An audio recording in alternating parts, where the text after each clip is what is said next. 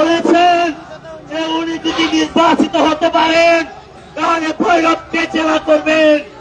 আমি তাকে উদ্দেশ্য করে বলতে চাই, আপনি কিশোরগঞ্জ জেলার সভাপতি থেকে আপনি এই কথা বলতে পারেন না।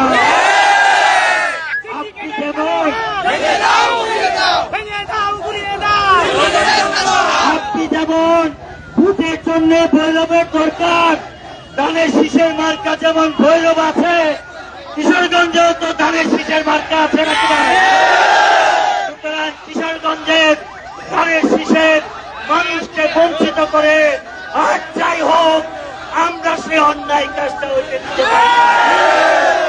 সুতরাং আমরা মনে করি যে ব্যক্তিকে নমিনেশন দেওয়া হয়েছে উনি অজনপ্রিয়, মানুষ থেকে বিচ্ছিন্ন একটা মানুষ, এবং 17 বছর উনি শুধু আওয়ামী লীগের লালন করেছেন।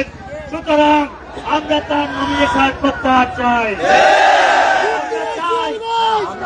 আমরা চাই পুরো অবস্থাতেই সেই মানুষটা 17 বছরে ভূমিকা রাখতে পারে নাই, যেই মানুষটার সাথে মানুষের কোন সম্পর্ক নাই, সেই মানুষটা 17টা